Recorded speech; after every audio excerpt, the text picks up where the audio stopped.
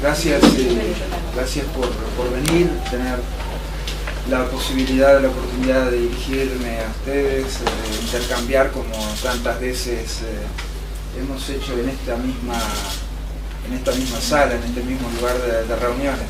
Es grato volver a esta sala, volver al CADESIC, donde durante tantos años ejercí militancia de corrido, ¿no? Ya van como unos 11 años de militancia en el Grupo de Comercio Exterior del CADESIC. Y ahora ustedes también querrían saber un poco sobre nuestros planes de trabajo para la Organización de Estados Americanos. Y nosotros, ustedes saben, hemos hecho una campaña muy larga. Quizás por ser corredores de resistencia nos teníamos fe en poder aguantar un largo trayecto de campaña electoral en una dimensión bastante más amplia, obviamente, que la nacional, es en todo el plano hemisférico, y donde teníamos que tener cuidado con equilibrios, balances, y obviamente en la imparcialidad, objetividad que se nos iba a requerir como secretario general de la OEA, eventualmente, si éramos elegidos. Y esa campaña llevó 9 meses. Los 9 meses que estuvimos en la campaña, y todos ellos, desde el comienzo hasta el final, pusimos bajo escrutinio nuestro plan de trabajo.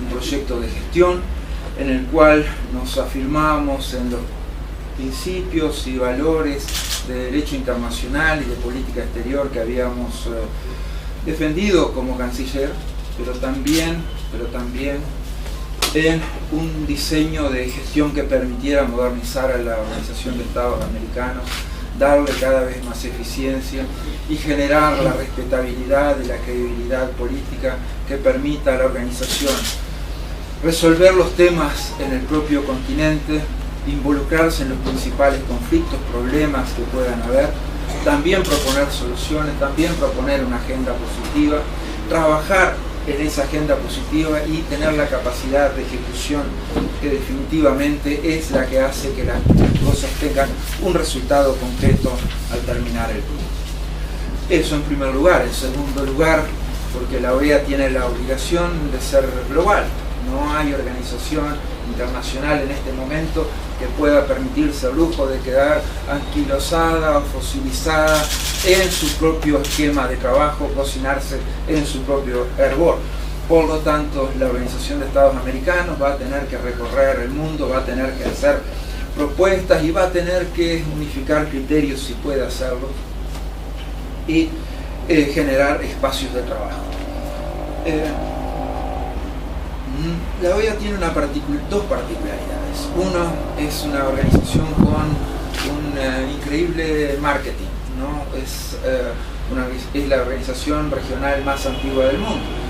Esto significa que siempre que mencionamos a la OEA, cualquier ciudadano en cualquier parte, ese ciudadano en cualquier parte conoce a la Organización de Estados Americanos, sabe lo que es la OEA. Es algo que es un nombre que obviamente ha llevado mucho tiempo imponerse, pero se ha impuesto y es una referencia directa para cualquier ciudadano de las Américas. Las otras organizaciones cuya importancia revalorizamos acá y consideramos clave también sostenerlas y priorizarlas en la agenda de trabajo del Uruguay, como UNASUR, CELAC, tienen mayores dificultades para ser reconocidas por la ciudadanía y para saber de qué se trata y específicamente de lo que hace. La OEA representa un continente que está, y es una organización que está todavía sufriendo heridas del pasado, está sufriendo los vestigios de la Guerra Fría, está sufriendo las consecuencias de haber sido consecuente con políticas de los 60, políticas de los 70 o políticas de los 80, algunas asociadas a golpes de Estado, a dictaduras, a mirar para otro lado cuando determinados problemas en materia de derechos humanos, de democracia ocurrían. No obstante, también la OEA ha logrado hacer un esfuerzo especial para salir de lo que constituye esa experiencia negativa y esa visión estratégica anquilosada que tenemos. La OEA tiene una nueva visión estratégica con pilares fundamentales de democracia, derechos humanos, desarrollo integral y seguridad multidimensional. Tenemos que lograr sanar completamente las heridas del pasado. Muchos de ustedes todavía cuando hablan de la OEA, ayer me pararon en la puerta del Palacio Legislativo una querida amiga con una bandera bolivariana y me dijo hay que darle prioridad a la CELAC y no a la OEA. Y son dos cosas absolutamente diferentes que obviamente deben ser complementarias entre sí y deben lograr trabajarse en complementación y en comunidad de intereses. Esta complementación tiene que surgir de la naturaleza diferente que tienen estas organizaciones. Definitivamente merece un nuevo capítulo en estas consideraciones. Tienen naturaleza diferente que las de CELAC y las de UNASUR. UNASUR ha demostrado la importancia fundamental que tiene para el continente y para Sudamérica. Ha sido decisiva a la hora de resolver diferentes crisis que se ha planteado en la región, como ser la crisis secesionista en Bolivia, el intento de golpe de Estado en Ecuador, el conflicto de fronteras entre Ecuador y Colombia, el conflicto de frontera entre Colombia y Venezuela. En todos esos casos ha actuado con mucho nervio, con mucha decisión. En la propia ruptura democrática de Paraguay ha actuado con nervio, con decisión y ha logrado resultados positivos en base al consenso de todos los países. La CELAC, por otra parte, es un largo periplo histórico, prácticamente 200 años de historia para que finalmente los países de América Latina y del Caribe tuvieran una voz y pudieran presentarse internacionalmente. Y esa única voz tiene que ser preservada, respetada y proyectada, obviamente, internacionalmente. Eso se ha logrado y ustedes ven que a partir de CELAC se construyó un diálogo estratégico con China y se aprobó un plan de cooperación con China basado en el 1+3+6, sobre el cual un plan de cooperación sobre la base de 3 pilares: cooperación financiera, comercio e inversiones, y 6 áreas: infraestructura, recursos naturales, agricultura, industria, ciencia y tecnología, tecnología de la información. Estos temas son todos importantes y demuestran la capacidad de generar agenda positiva de CELAC. También lo fue en el diálogo con la Unión Europea en la anterior cumbre. Son asuntos importantes que no son para soslayar. Y por otra parte, por primera vez podemos atender los problemas que tenemos en común entre todos. Y, constituido en foro político, buscar aquellas soluciones que puedan ser lo más transversales posibles en todo el continente, América Latina y el Caribe. La OEA es otra cosa. La OEA nos sienta ahí en el día a día, en el diálogo con la primera potencia del mundo y con otro de los integrantes del G7, que es Canadá. Nos da la posibilidad de la fortaleza de un diálogo político con la primera potencia del mundo. Nos genera un espacio de construcción de agenda que ha sido uno de los más proficuos en la historia, porque tenemos que ver que de la OEA ha salido probablemente el cuerpo jurídico más sólido que existe a nivel internacional, que ha sido referencia para otras latitudes. La parte de derechos humanos, el principal acervo que podemos tener en el sistema interamericano es que el primer sistema internacional de protección de los derechos humanos. Eso dice mucho de la Organización de Estados Americanos y proyecta eso en una riqueza, un patrimonio que tiene la organización que es fundamental preservar. También la OEA nos da la posibilidad de construir diálogo para temas que involucran no solamente a problemas de los países de América Latina y del Caribe, sino también involucran a Estados Unidos y Canadá. Por ejemplo, la migración. Las migraciones tienen países que envían migración y tienen fundamentalmente un país que es receptor de migración en la OEA. Es por un lado los países latinoamericanos y del Caribe, por el otro lado Estados Unidos. En el tema de drogas, Hay nuestros países de América Latina y del Caribe son o productores o industrializadores o países de tránsito. El mercado está en Estados Unidos. Entonces esos problemas requieren obviamente la integración y la complementación en toda la cadena. Se da la posibilidad de un diálogo para eso, para construir soluciones conjuntas.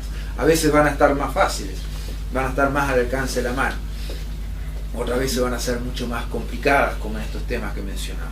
En los temas de desarrollo ni hablar, o sea, el hecho de tener la potencia industrial más grande del mundo, así como potencia financiera y potencia tecnológica, nos da otras capacidades en cuanto a la cooperación entre nosotros.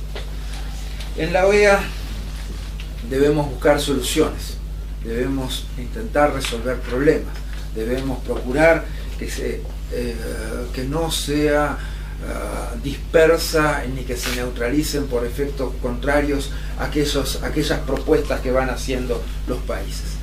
Todo es proceso de acumulación, todo proyecto implica una acumulación de políticas todo el tiempo. Yo no soy, y lo dije en su momento, no soy partidario de un enfoque Big Bang, o sea, no es que a partir de la nueva Secretaría General de la OEA se crea el universo. Esto implica una continuidad de trabajo que debemos sostener. Debemos basar la OEA en aquellas que han sido las fortalezas de otras organizaciones como UNASUR o CELAC. La diversidad, la capacidad de entender al que piensa diferente, ya sea en el plano político, ya sea en materia de derechos, ya sea basado en la convicción de que somos todos iguales, ya sea basado en el hecho de que nuestro continente es el más desigual que todo y que entre todos debemos generar las condiciones de cambio para generar equidad. Este espacio de la OEA tiene que ser un espacio de articulación, de concertación y de solidaridad. Nosotros esperamos, a partir de estos trabajos que vamos a empezar el 26 de mayo, generar una transversabilidad, capacidad de trabajo en conjunto con las demás instituciones interamericanas, sean el BID, la OPS, el ICA o cualquier otra institución que involucre también a diversas organizaciones regionales. Precisamos instancias más fuertes de coordinación con todos los ámbitos regionales y subregionales, para resolver los principales temas, los temas vinculados a seguridad ciudadana, los temas vinculados a desarrollo, los temas vinculados a la creación de un sistema interamericano de prevención de conflictos sociales. Debemos procurar esa convergencia con estos organismos y debemos atacar obviamente lo que tenemos en mano, recientemente aprobado, que son los 4 pilares para una visión estratégica de la Organización de Estados Americanos. Primer pilar es la democracia. Esto ha estado presente desde el génesis del sistema interamericano. Ha sido la Carta Democrática de la OEA una de las últimas y las principales conquistas de la región. También la OEA debe dotarse de herramientas para un conocimiento anticipado de eventuales crisis que pueden haber en la región.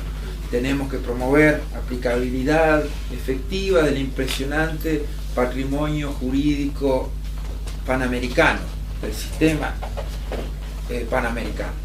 Debemos generar a partir de la OEA una fuerza de democratización continental, eliminando desigualdades y promoviendo cada vez más derechos para cada vez más personas.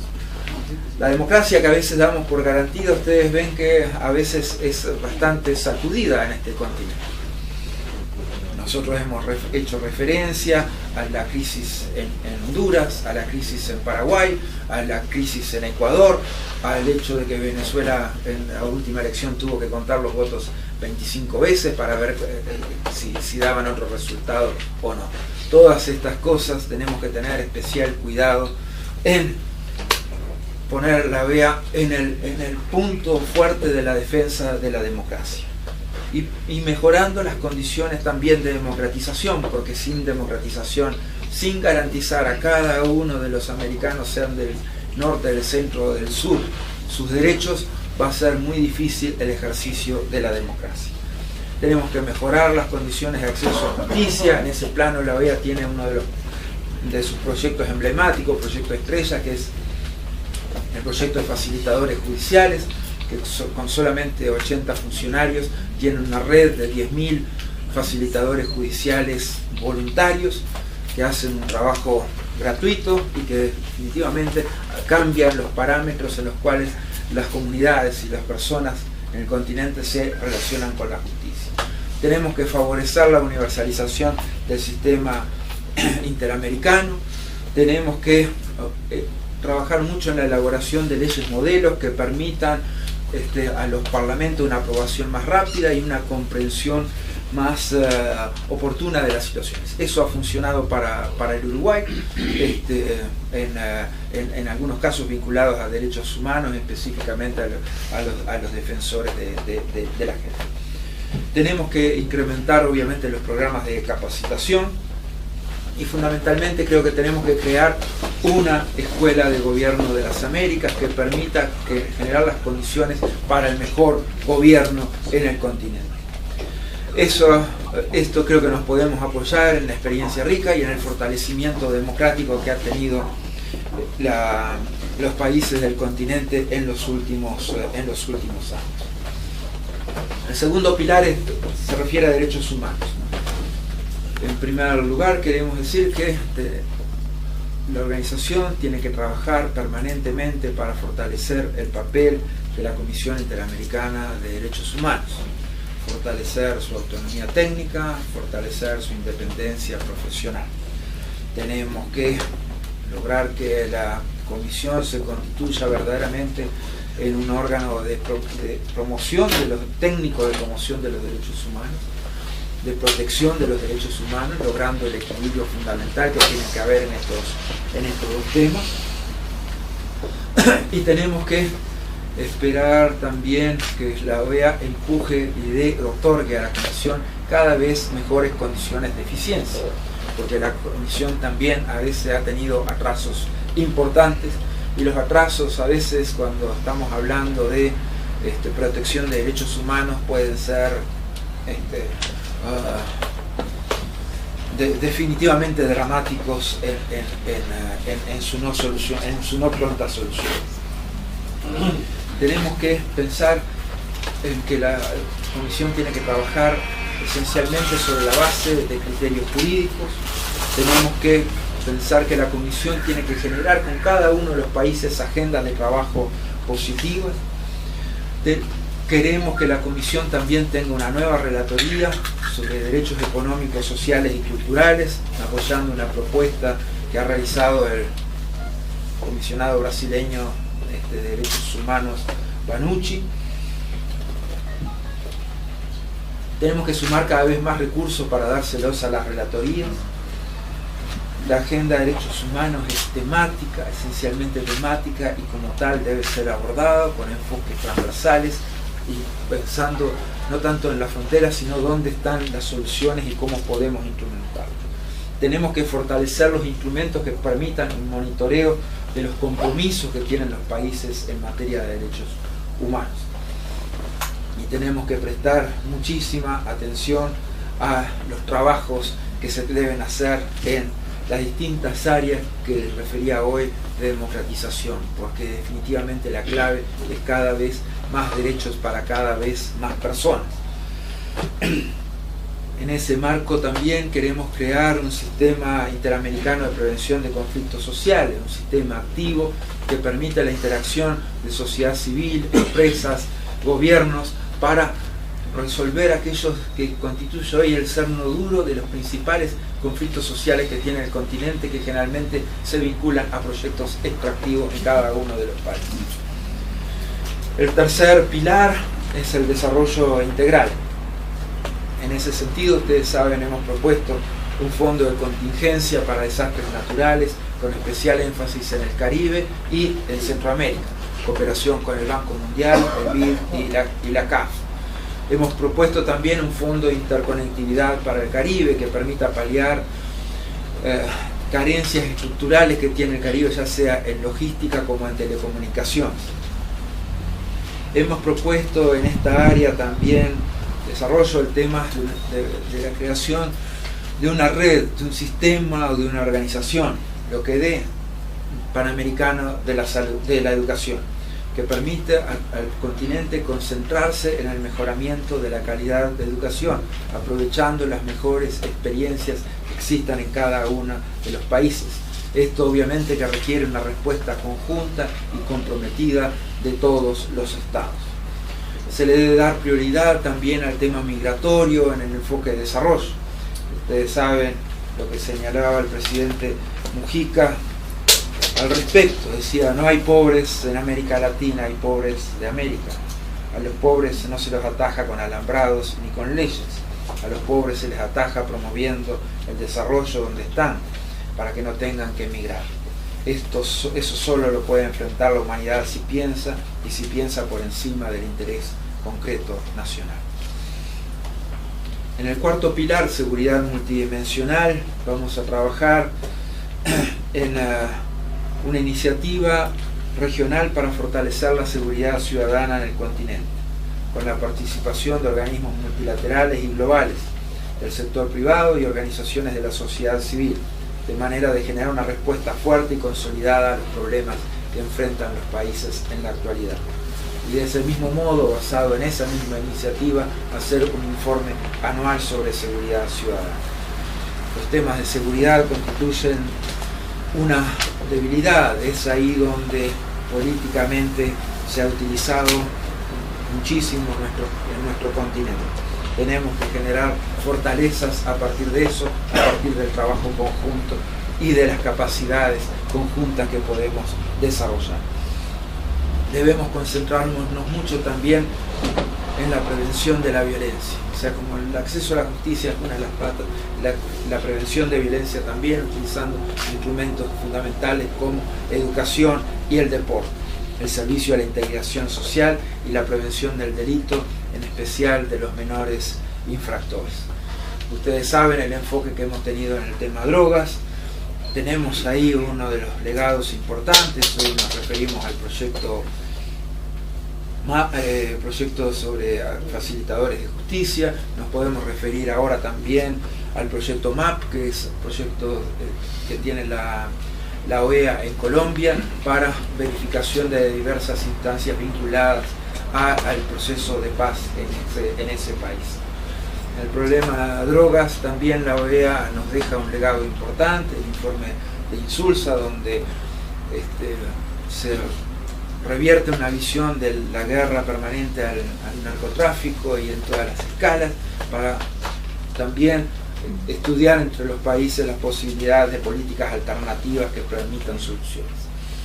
También la propuesta que surge del informe y que queremos continuar elaborando tiene como objetivo presentar un documento lo más consensuado posible en la próxima UNGAS, que tendrá lugar en el 2016, la Asamblea General Mundial sobre drogas. También concentramos en temas de trata y tráfico de personas, también vinculado a los temas migración. La organización no tiene que tener exclusiones. Esto no quiere decir que sea algo fácil de resolver, pero el ingreso de Cuba es a esta altura un imperativo para la organización. Lo que hemos propuesto es una agenda de trabajo a plantear a Cuba a partir del 26 de mayo, donde tengamos instancias de diálogo que permitan ir resolviendo los principales problemas que puede tener la organización con Cuba o Cuba con la organización. Creemos que este camino tiene que ser recorrido de buena fe, y tenemos que fortalecerlo en todas sus dinámicas de negociación. Va a ser para nosotros un paso importantísimo en la organización que finalmente podamos integrar a todos los países de las Américas. Cuba definitivamente también no tiene apuro en el reingreso a la organización. Todavía se siente herida y mortificada por las decisiones que se tomaron en los 60. Y tenemos también, y por último punto, y después responderé preguntas, que generar para la organización sustentabilidad económica y financiera. La organización tiene un presupuesto que está muy limitado, con un alto porcentaje de gastos fijos y con empardamiento entre los ingresos y los egresos. Esto refiriéndome a fondos regulares. También tenemos instituciones claves que funcionan a veces con presupuestos de ONG, dependiendo de las contribuciones voluntarias de otros países. Tenemos que lograr fortalezas que permitan la sustentabilidad económica y financiera de la organización, que permita a la misma proyectarse y también generar un esquema de trabajo con proyectos de desarrollo para ser alcanzados a los países. Hemos puesto pautas de gestión interna. Todo esto es continuidad, nunca es nada empezar de cero, pero tenemos que modernizar y adoptar reglas de la OEA sobre acoso sexual. Tenemos que fortalecer los programas de los funcionarios a nivel técnico y nivel administrativo. Tenemos que profesionalizar la gestión. Tenemos que establecer un reglamento de los procedimientos administrativos dentro de la organización. Aunque les parezca mentira, la organización no tiene un decreto 500, o sea, no tiene nada que regule el funcionamiento administrativo de la misma. Tenemos que aplicar una política de igualdad de género para el interior de la Secretaría General. Debemos ser ecuánimes con todos los grupos regionales.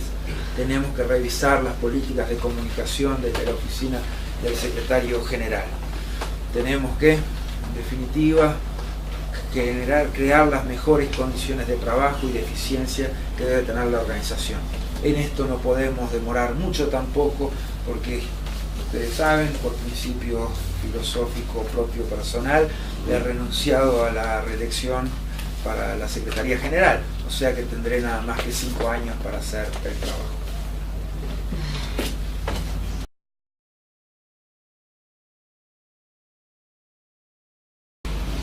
Tenemos que tener una agenda positiva, como dije. La elaboración de esta agenda positiva es algo que no tenemos que precipitarnos en hacer. Tenemos que hacerlo convenientemente, consulta con todos los países y recién después de asumir. La situación mía en Panamá era un poco particular, porque en realidad el secretario general electo es nadie. Entonces, todos los espacios de trabajo que me dieron fueron gentilezas del actual secretario general en funciones, pero tampoco era abusar de los mismos y generar mi propia agenda en paralelo en la reunión. O sea que todas las propuestas y los planteos van a ser hechos directamente después del 26 de mayo y después de tomarnos un tiempo de consultar a los países sobre los pasos a dar y sobre la agenda temática que tenemos que elaborar. Una cosa, o sea, Cuba, ustedes lo saben, Cuba tiene su suspensión levantada desde el 2009. O sea, desde el 2009 Cuba está en condiciones de volver a la organización. De hecho, su bandera permanece en los edificios de la organización y tiene todas las posibilidades como para retornar cuando mejor lo desee. Esto no se puede hacer sin una agenda, o sea, como una agenda bilateral entre Estados Unidos y Cuba para el restablecimiento de relaciones diplomáticas. Va a ser necesaria una agenda bilateral para ver si es posible curar las heridas que la OEA le ha propinado a Cuba durante los años, durante varias décadas. Y sobre la conveniencia de Cuba para ingresar a la organización, sobre qué bases y qué elementos. Eso también va a ser un tema clave de la discusión. En cuanto a si Rusia decide comerciar con América Latina en vez de comerciar con la Unión Europea, esto es algo que me recuerda un poco, porque esto pasó durante mi época de canciller. Vinieron de la Unión Europea a decirme que no hiciéramos uso de la oportunidad, digamos, para comerciar con Rusia en ese momento. Y nosotros decimos, pero lo que ustedes están pidiendo es un absoluto imposible. O sea, yo no puedo sacar una circular a todas las empresas del Uruguay que tengan ofrecimientos de Rusia para comprarles cosas para que no le vendan. Entonces, eso es algo impensable. Entonces, el comercio tiene esas posibilidades. La interconexión trasciende obviamente a muchas de las decisiones que se pueden tomar en otros ámbitos. Y nosotros obviamente cada empresario en el Uruguay es dueño de su destino, de su billetera y de sus capacidades de inserción internacional. Y eso es válido prácticamente para toda Latinoamérica y el Caribe. Así que cada uno sabrá dónde y cómo encontrar los mejores espacios para exportar.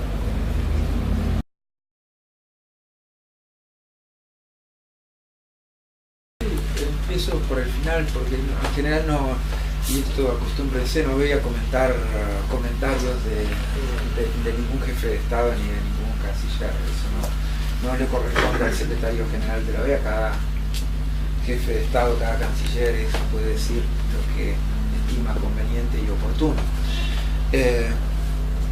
Pero Estados Unidos dio pasos importantes previo a la Cumbre de las Américas. La misión Trump a Caracas fue fundamental, y las propias declaraciones del presidente Obama en cuanto a que Venezuela no constituye una amenaza a la seguridad nacional de los Estados Unidos, ni Estados Unidos a la de Venezuela, tendieron un campo de ambiente positivo sobre la Cumbre de las Américas, y lo consideramos los elementos importantes que aportó la cumbre, por el solo hecho de que se iba a reunir después quizás, pero sí fueron elementos que contribuyeron a crear el mejor clima de esta última Cumbre de las Américas. Algo que, teniendo en cuenta la experiencia anterior que habíamos tenido en la cumbre en Cartagena, que fue muy peleada, muy peleaguda, con muchos aspectos negativos, esta fue muy propositiva y con los países con una actitud favorable a, digamos, aprovechar la oportunidad para tratar de crear una agenda positiva entre todos y con el propio sistema interamericano.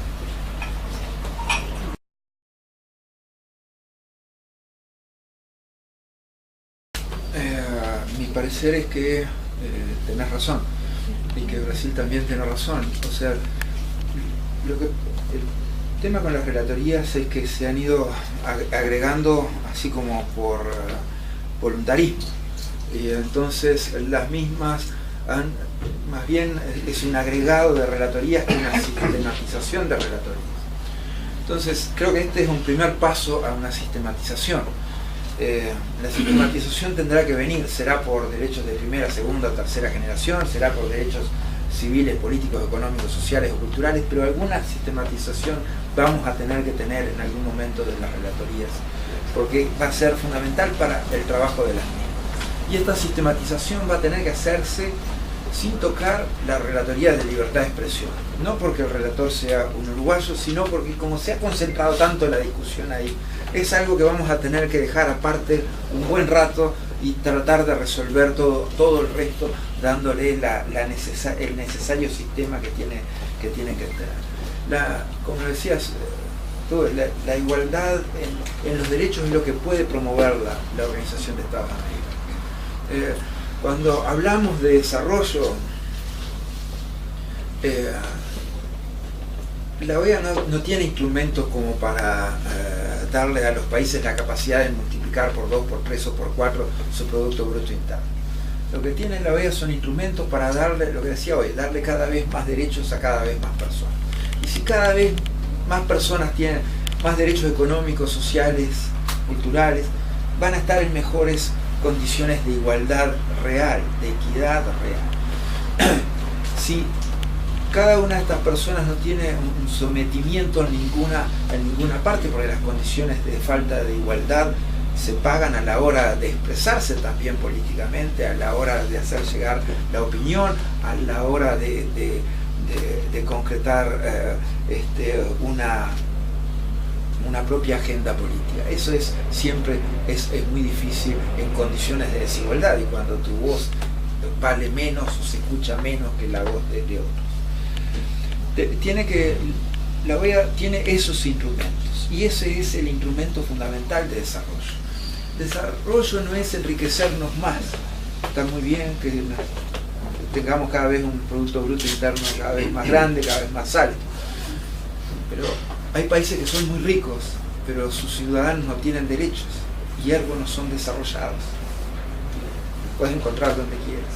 Entonces, la clave de desarrollo está basada en la clave de derechos humanos todos estos 4 pilares, yo me voy a oponer bastante a que haya proyectos estancos. O sea, el proyecto de facilitadores judiciales es algo que tiene que ver, y el acceso judicial, algo que tiene que ver con democracia y democratización, tiene que ver con derechos humanos, tiene que ver con desarrollo y tiene que ver con seguridad. O sea, es algo que corta prácticamente todos los pilares y todas las secretarías de la organización. Y en ese sentido tienen que ser trabajados para el futuro.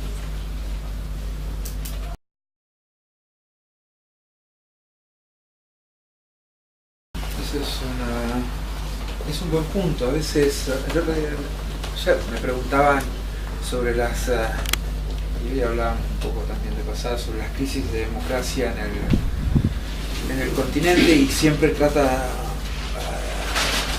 la prensa de poner el caso de Venezuela como el caso problema.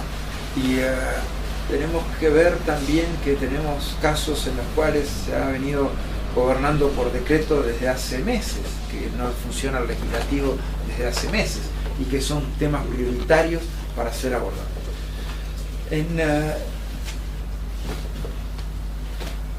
Creo que el caso de Haití es un caso también paradigmático de fracaso de la Fuerza de Paz, de la MINUSTAH. La MINUSTAH estuvo ahí 10 años procurando fortalecer la democracia en Haití, y 10 años después esa democracia está muy débil, muy enclenque.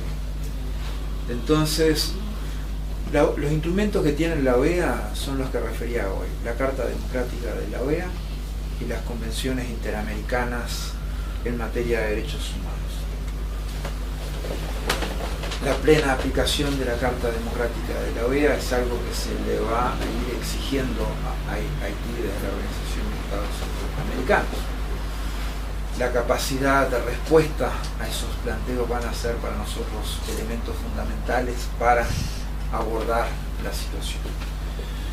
También, y esto es algo que supuestamente la comunidad internacional trabajó mucho durante los últimos 10 años, que es el fortalecimiento de las instituciones en Haití. Las instituciones todavía tienen mucha debilidad. Creemos que la OEA puede hacer aportes a partir de su futura escuela de gobierno, a partir de un diálogo y de una agenda positiva, procurando fortalecer las variables de participación de los partidos políticos y de la sociedad, de la ciudadanía en los partidos políticos en Haití. Tenemos que darle credibilidad a las futuras elecciones en Haití. Eso es muy importante, que se cuenten los votos sin idas y vueltas, sin marcha adelante y marcha atrás respecto al ganador. Tiene que ser eso también desprovisto completamente de agenda política o ideológica, sino que tiene que fortalecerse sobre la base de verdadero funcionamiento de la democracia y de las instituciones. La democracia va a formar parte de la agenda que va a tener la Organización de Estados Americanos con Haití. Es fundamental. Ustedes saben que la Asamblea General Ordinaria que se iba a hacer a fines de mayo se iba a hacer en Haití.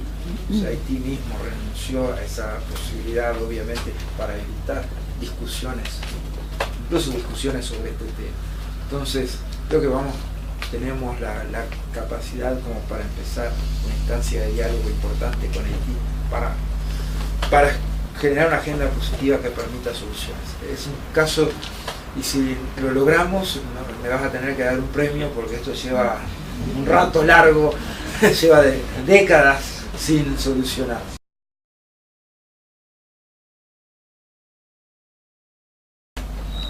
Nos referíamos a una de las iniciativas que estamos tomando, que es la creación de un fondo de prevención y solución de desastres naturales, fundamentalmente basados en cambio climático. Eso es algo que afecta las condiciones de desarrollo de los países, especialmente los países del Caribe, de Centroamérica, por eso lo focalizaremos ahí. los países del Caribe, Centroamérica, cuando no es un huracán, es un tifón, cuando no es un terremoto, o sea, siempre están sufriendo desastres naturales que afectan su infraestructura, afectan su capacidad de conectividad, afectan, digamos, las perspectivas de desarrollo. Entonces, este mecanismo lo que procura es darle a los países la tranquilidad de resolver los temas de infraestructura luego de estos casos de desastres naturales y actuar con capacidad de prevención para que los mismos no. En materia de negociaciones, ustedes saben que en la Organización de Estados Americanos tenemos de todo. Va a ser definitivamente difícil lograr consensos importantes en el área de cambio climático. Tenemos desde la primera potencia mundial que no ratificó el protocolo de Kioto, hasta países de la OPEP, hasta pequeñas islas y países costeros, países agrícolas. Tenemos una variedad de situaciones que hacer confluir esos intereses lo hace muy complejo, lo hace extremadamente complicado. De todas maneras, no es algo imposible de lograr también si nos atenemos a determinados principios, determinadas pautas de trabajo que tengan que ver fundamentalmente con certidumbres científicas y con posibilidad de resolver los problemas y darles a los países capacidades para mejor adaptarse. Ese es el camino. Yo, en cambio climático, yo fui coordinador del G77 en China, año 99 y 2000, las COPs que se hicieron en La Haya y en Bonn, así como la reunión de órganos subsidiarios que se hizo en Lyon. Entonces yo fui coordinador del G77 en China en políticas y medidas. En ese caso, políticas y medidas en el protocolo de Kioto debe ser lo más difícil, era lo más difícil de todo, porque los países tenían que mostrar avances que estaban haciendo para lograr los objetivos y cumplir con los resultados que les exigían el protocolo de Kioto. También tenía en el grupo, obviamente, el G77 mucho más amplio, tenía también las pequeñas islas y los países de la OPEP, fundamentalmente enfrentados en residuos. Algunas veces logramos el consenso, otras veces no. Algunas veces después que logramos el consenso, algún país se echó para atrás. Pero creo que es importante articular instancias de diálogo y instancias de soluciones para la adaptación y para la mitigación, teniendo en cuenta las diferentes condiciones, las diferentes responsabilidades que tienen los países. Y tenemos que tener una hipótesis de máxima. Desde la organización, el compromiso ético es una hipótesis de máxima en la negociación, o sea, de que los resultados sean lo más ambiciosos que sean posibles.